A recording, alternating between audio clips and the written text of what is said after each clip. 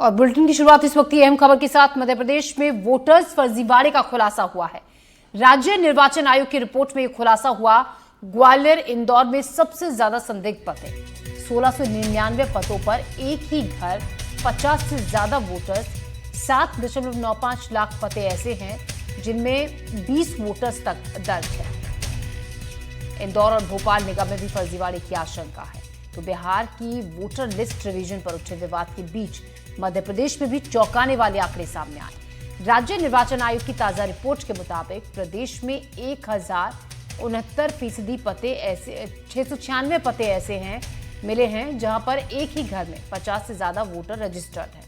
इनमें से 917 पते नगरीय निकाय क्षेत्रों में हैं, जबकि बाकी पंचायतों से जुड़े हैं। ये गड़बड़ी तब उजागर हुई जब उपचुनाव की तैयारी के चलते राज्य निर्वाचन आयोग ने मतदाता सूची का डाटा अपडेट कराया।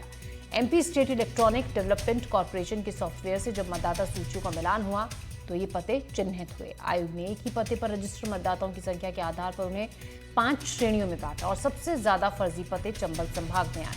यहाँ नगर पालिकाओं और पंचायतों में एक ही मकान में दर्जनों मतदाता रजिस्टर्ड पाए गए।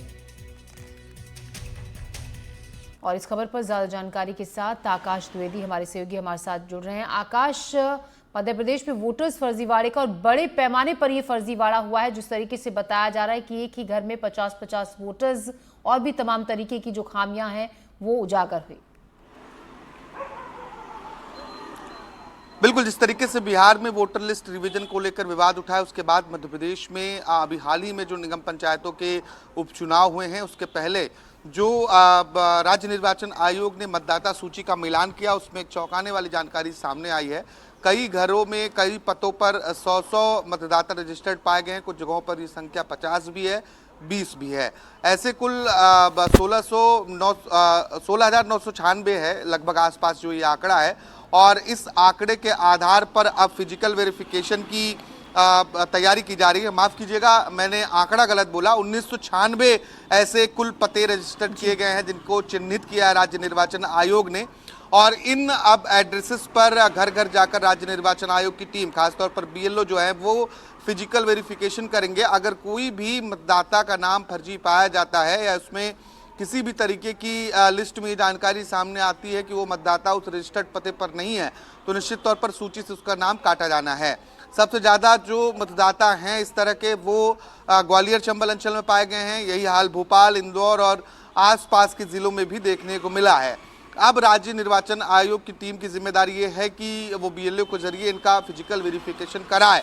अब देखना होगा कि फिजिकल वेरिफिकेशन ये कब तक होता है। हालांकि मध्य प्रदेश में जो अगला चुनाव है वो निकाय का चुनाव है। इसके बाद 2028 में विधानसभा का चुनाव और 29 में लोकसभा का चुनाव भी है। ऐसे में उम्मीद ये है कि इस मतदाता सूची को पूरी तरीके से समय रहते निर्वाचन आयोग अपडेट करा लेगा। जी आकाश, तो अब निर्वाचन आयोग इस मतदाता सूची को अपडेट कराएगा। आगे जो भी इसमें खामियां हैं उसको दुरुस्त करने की कोशिश की जाएगी। ऐसे में आगे इंदौर और भोपाल निगम में भी फर्जीवाड़े की आशंका को इस दौरान, जांच के दौरान ये भी उजागर किया गया और ये भी बताया कि इस पे भी बड़े पैमाने पर फर्जीवाड़ा हो सकता है। आकाश, देखिए, सिर्फ ये इंदौर भोपाल की बात नहीं है, भोपाल प्रदेश भर की है। बात ये पूरे प्रदेश की है। खासतौर पर ग्वालियर चंबल अंचल, जहां पर बहुत अधिक संख्या में ऐसे घर, ऐसे पते चिन्हांकित किए गए हैं जहां पर एक ही पते पर 100 50 नाम है। इसके साथ ही भोपाल, यहाँ पर भी वो संख्या बड़े पैमाने पर है। इंदौर में भी है, कुछ उज्जैन में भी है, कुछ जबलपुर में भी है। तो इन सभी जगहों पर एक फिजिकल वेरिफिकेशन जो है बीएलओ जो घर घर जाकर करते हैं चुनाव के पहले, खासतौर पर जो हमें देखने को मिलता है, और मतदाता सूची का अपडेशन होता है, वो करना बेहद ज़रूरी होगा। अन्यथा जो चुनाव की प्रक्रिया है उसमें कहीं कोई फर्जी वोटर वोट न डाल दे, ये सबसे बड़ी चुनौती हो सकती है आयोग के सामने। जी शुक्रिया आकाश, जानकारी के लिए आपका। खबरों में बढ़ते आगे खबर है मऊगंज से, जहां लोग इन दिनों आधार कार्ड बनवाने के लिए भारी परेशानी का सामना करना पड़ रहा है। ऐसा इसलिए हो रहा है क्योंकि जिले में सिर्फ एक आधार केंद्र है जो कलेक्ट्रेट कैंपस में स्थित है, जहां जिले के अलग अलग गांव से लोग अपना आधार कार्ड बनवाने के लिए आते हैं। सुबह टोकन मिलने से बहुत देर पहले से लोग लाइन लगाते हैं, लेकिन कई बार पूरा दिन बिताने के बाद भी काम हो नहीं पाता है। भारी भीड़ की वजह से कई बार विवाद और धक्का मुक्की जैसी स्थिति भी आ जाती है। सबसे ज्यादा परेशानी होती है छोटे बच्चों के साथ आने वाली महिलाओं को। मामले को लेकर जब एनडीटीवी ने कलेक्टर संजय जैन से बातचीत की तो एक हफ्ते में उन्होंने 8 नए केंद्र बनाने की बात कही। देखिए पूरी रिपोर्ट।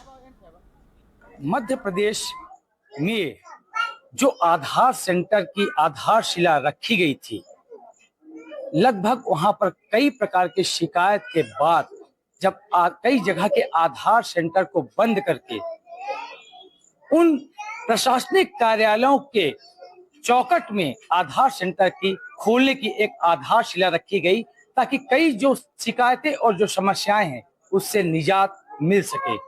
लेकिन हम अभी इस मध्य प्रदेश के मऊगंज जिले के कलेक्टर परिसर में खड़े हैं, जहां पर आप हमारे साथ देख रहे होंगे ये वो आधार सेंटर यहाँ पर खोला गया है और इस उद्देश्य से खोला गया है कि शायद इस मऊगंज जिले में जो आधार से लेकर जो शिकायतें आ रही थी, उस शिकायतों को दूर कर लोगों को आधार में चाहे कोई सुधार करवाना हो या नया बनवाना हो, वो अच्छे तरह से जो लाभार्थी हैं उनको लाभान्वित किया जा सके।